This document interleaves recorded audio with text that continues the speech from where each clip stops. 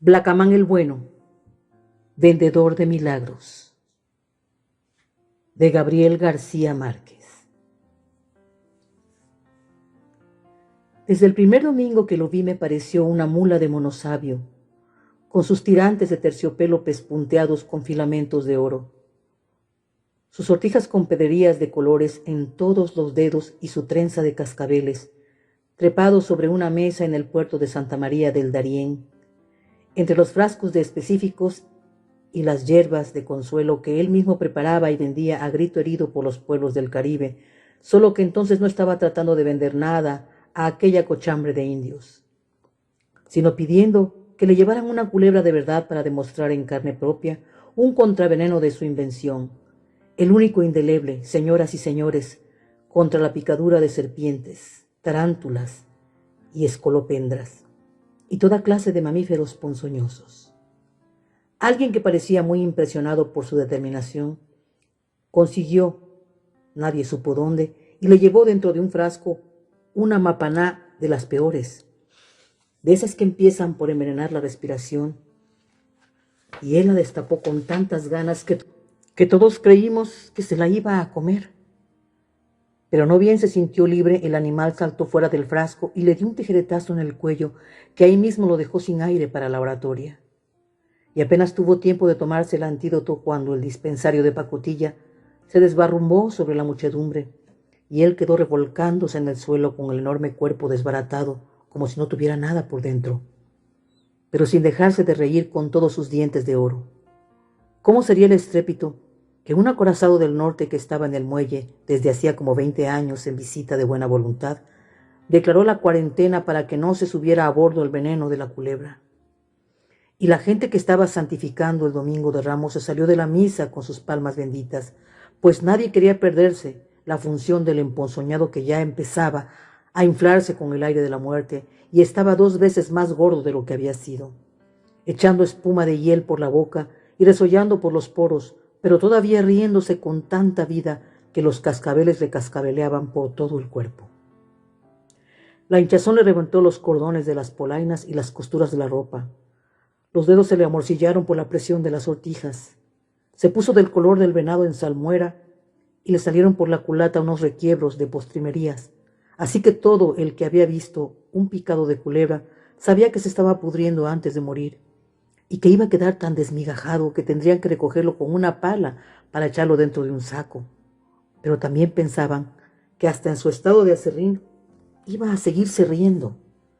Aquello era tan increíble que los infantes de marina se encaramaron en los puentes del barco para tomarles retratos en colores con aparatos de larga distancia.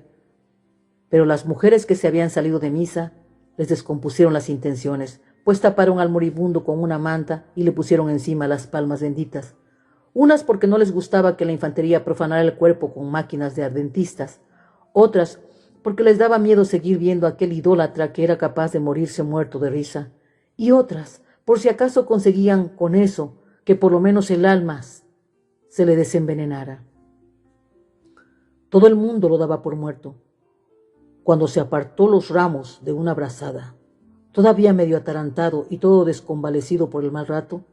pero enderezó la mesa sin ayuda de nadie. Se volvió a subir como un cangrejo y ya estaba otra vez gritando que aquel contraveneno era sencillamente la mano de Dios en un frasquito. Como todos lo habíamos visto con nuestros propios ojos, aunque solo costaba 2 cuartillos porque él no lo había inventado como negocio, sino por el bien de la humanidad. Y a ver quién dijo uno, señoras y señores, no más que por favor no se me amontonen, que para todas hay. Por supuesto que se amontonaron y que hicieron bien, porque al final no hubo para todos. Hasta el almirante del acorazado se llevó un frasquito, convencido por él de que también era bueno para los plomos envenenados de los anarquistas, y los tripulantes no se conformaron con tomarle subido en la mesa los retratos en colores, que no pudieron tomarle muerto, sino que le hicieron firmar autógrafos hasta que los calambres le torcieron el brazo. Era casi de noche y solo quedábamos en el puerto los más perplejos, cuando él buscó con la mirada a alguno que tuviera cara de bobo para que lo ayudara a guardar los frascos, y por supuesto se fijó en mí. Aquella fue como la mirada del destino, no solo del mío, sino también del suyo, pues de eso hace más de un siglo, y ambos nos acordamos todavía como si hubiese sido el domingo pasado. El caso es que estábamos metiendo su botica de circo en aquel baúl con vueltas de púrpura que más bien parecía el sepulcro de un erudito, cuando él debió verme por dentro alguna luz, que no me había visto antes, porque me preguntó de mala índole ¿quién eres tú? Y yo le contesté que era el único huérfano de padre y madre a quien todavía no se le había muerto el papá, y él soltó unas carcajadas más estrepitosas que las del veneno y me preguntó después ¿qué haces en la vida? Y yo le contesté que no hacía nada más que estar vivo, porque todo lo demás no valía la pena. Y todavía llorando de risa me preguntó cuál es la ciencia que más quisiera conocer en el mundo, y esa fue la única vez en que le contesté sin burlas la verdad, que quería ser adivino, y entonces no se volvió a reír, sino que me dijo como pensando de viva voz, que para eso me faltaba poco, pues ya tenía lo más fácil de aprender, que era mi cara de bobo. Esa misma noche habló con mi padre, y por 1 real y 2 cuartillos y una baraja de pronosticar adulterios, me compró para siempre. Así era Blacamán el malo, porque el bueno soy yo. Era capaz de convencer a un astrónomo de que el mes de febrero no era más que un rebaño de elefantes invisibles. Pero cuando se le volteaba la suerte, se volvía bruto del corazón. En sus tiempos de gloria, había sido embalsamador de virreyes, y dicen que les ponía una cara de tanta autoridad que durante muchos años seguían gobernando mejor que cuando estaban vivos, y que nadie se atrevía a enterrarlos mientras él no volviera a ponerle su semblante de muertos. Pero el prestigio se le descalabró con la invención de un ajedrez de nunca acabar que volvió loco a un capellán y provocó 2 suicidios ilustres. Y así fue decayendo de intérprete de sueños en hipnotizador de cumpleaños, de sacador de muelas por su gestión en curandero de feria. De modo que por la época en que nos conocimos, ya lo miraban de medio lado hasta los filibusteros. Andábamos a la deriva con nuestro tenderete de chanchullos, y la vida era una eterna zozobra tratando de vender los supositorios de evasión que volvían transparentes a los contrabandistas. Las gotas furtivas que las esposas bautizadas echaban en la soba para infundir el temor de Dios en los maridos holandeses. Y todo lo que ustedes quieran comprar por su propia voluntad, señoras y señores, porque esto no es un orden, sino un consejo, y al fin y al cabo, tampoco la felicidad es una obligación. Sin embargo, por mucho que nos muriéramos de risa de sus ocurrencias, la verdad es que a duras penas nos alcanzaba para comer, y su última esperanza se fundaba en mi vocación de adivino. Me encerraba en el baúl sepulcral disfrazado de japonés y amarrado con cadenas de estribor para que tratara de adivinar lo que pudiera, mientras él destripaba la gramática buscando el mejor modo de convencer al mundo de su nueva ciencia. Y aquí tienen, señoras y señores, a esta criatura atormentada por las luciérnagas de Ezequiel. Y usted que se ha quedado ahí con esa cara de incrédulo, vamos a ver si se atreve a preguntarle ¿cuándo se va a morir? Pero nunca conseguí adivinar ni la fecha en que estábamos. Así que él me desahució como adivino. Porque el sopor de la indigestión te trastorna la glándula de los presagios, y después de descalabrarme de un trancazo para componerme la buena suerte, resolvió llevarme a donde mi padre para que le devolviera la plata. Sin embargo, en esos tiempos le dio por encontrar aplicaciones prácticas para la electricidad del sufrimiento, y se puso a fabricar una máquina de coser que funcionara conectada mediante ventosas con la parte del cuerpo en que se tuviera un dolor. Como yo pasaba la noche quejándome de las palizas que él me daba para conjurar la desgracia, tuvo que quedarse conmigo como probador de su invento, y así el regreso se nos fue demorando y se le fue componiendo el humor hasta que la máquina funcionó tan bien que no solo cosía mejor que una novicia, sino que además bordaba pájaros y astromelias según la posición y la intensidad del dolor.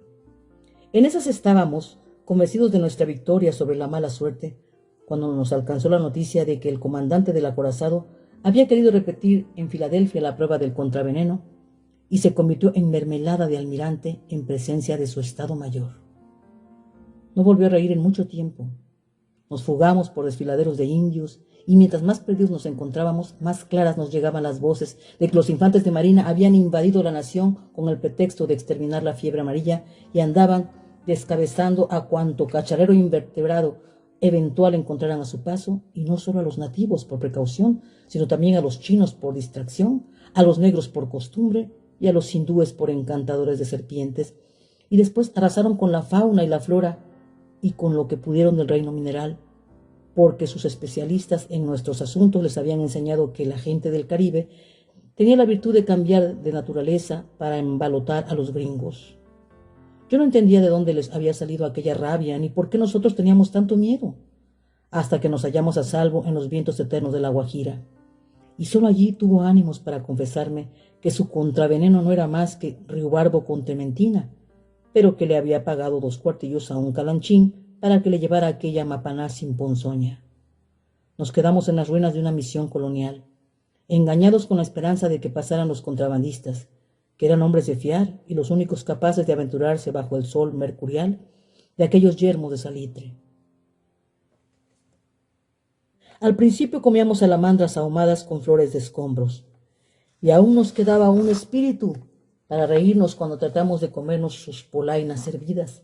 pero al final nos comimos hasta las telarañas de agua de los aljibes, y solo entonces nos dimos cuenta de la falta que nos hacía el mundo. Como yo no conocía en aquel tiempo ningún recurso contra la muerte, simplemente me acosté a esperarla donde me doliera menos, mientras él deliraba con el recuerdo de una mujer tan tierna que podía pasar suspirando a través de las paredes, pero también aquel recuerdo inventado era un artificio de su ingenio para burlar a la muerte con lástimas de amor. Sin embargo, a la hora en que debíamos habernos muerto, se me acercó más vivo que nunca y estuvo la noche entera vigilándome la agonía, pensando con tanta fuerza que todavía no he logrado saber si lo que silbaba entre los escombros era el viento o su pensamiento. Y antes del amanecer me dijo con la misma voz y la misma determinación de otra época que ahora conocía la verdad, y era que yo le había vuelto a torcer la suerte, de modo que amárrate bien los pantalones, porque lo mismo que me la torciste, me la vas a enderezar. Ahí fue donde se echó a perder el poco cariño que le tenía. Me quitó los últimos trapos de encima, me enrolló en alambre de púas, me restregó piedras de salitre en las mataduras, me puso en salmuera en mis propias aguas y me colgó por los tobillos para macerarme al sol, y todavía gritaba que aquella mortificación no era bastante para apaciguar a sus perseguidores. Por último me echó a pudrir en mis propias miserias dentro del calabozo de penitencia,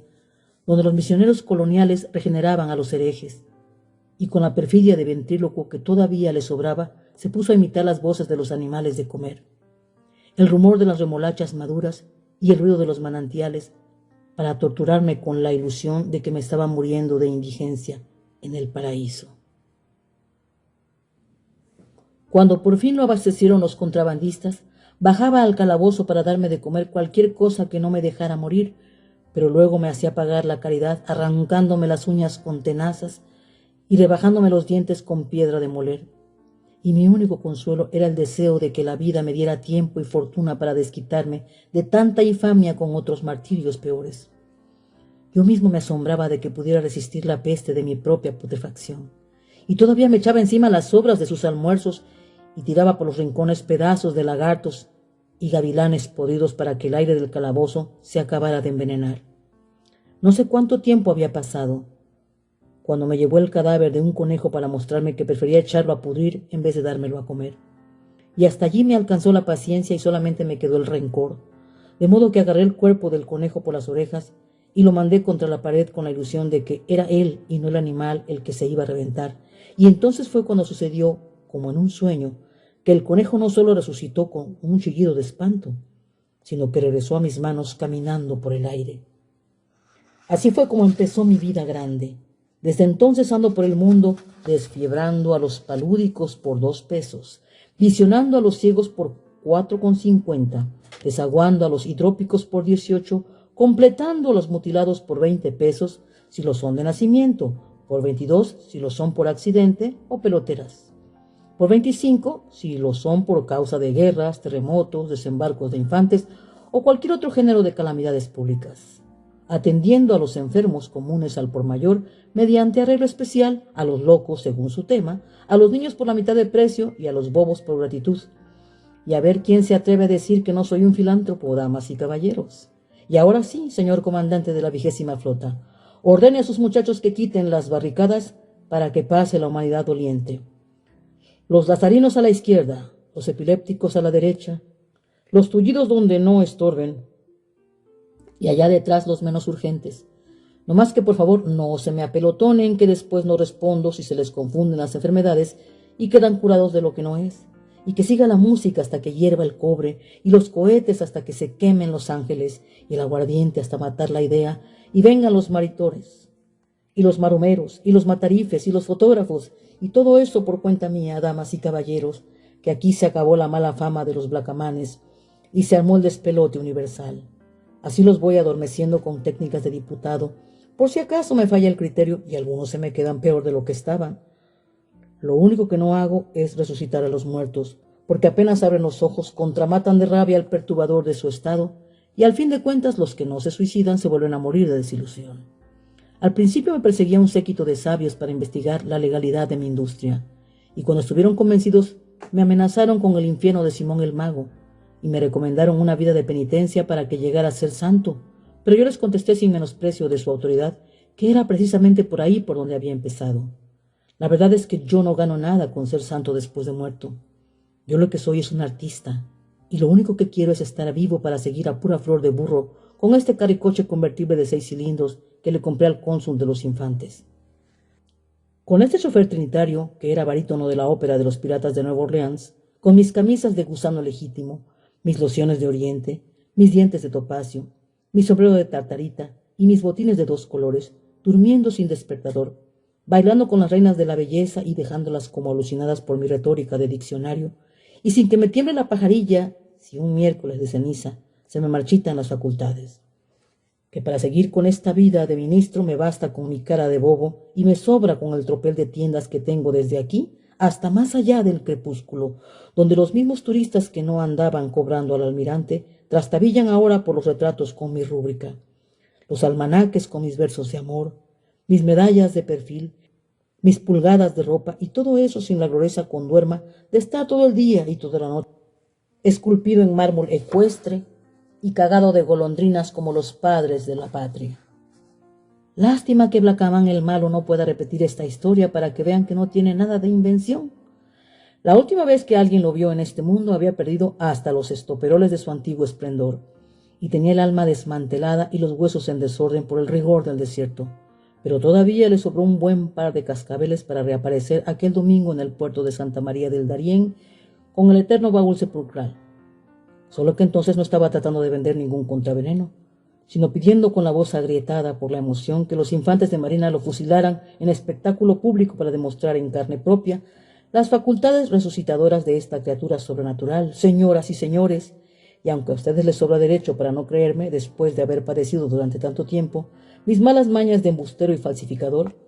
les juro por los huesos de mi madre que esta prueba de hoy no es nada del otro mundo, sino la humilde verdad, y por si les quedara alguna duda, fíjense bien que ahora no me estoy riendo como antes, sino aguantando las ganas de llorar. ¿Cómo sería de convincente que se desabotonó la camisa con los ojos ahogados de lágrimas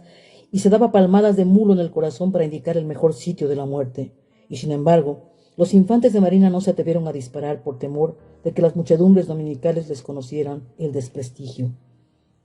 Alguien que quizá no olvidaba las blacabunderías de otra época, consiguió nadie supo dónde y le llevó dentro de una lata unas raíces de barbasco que habrían alcanzado para sacar a flote a todas las corvinas del Caribe, y él las destapó con tantas ganas como si de verdad se las fuera a comer, y en efecto se las comió, señoras y señores. No más que por favor no se me conmuevan ni vayan a rezar por mi descanso, que esta muerte no es más que una victoria. Aquella vez fue tan honrado que no incurrió en estertores de ópera, sino que se bajó de la mesa como un cangrejo, buscó en el suelo a través de las primeras dudas el lugar más digno para acostarse,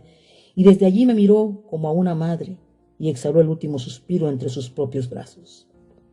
Todavía aguantando sus lágrimas de hombre y torcido al derecho y al revés por el tétano de la eternidad.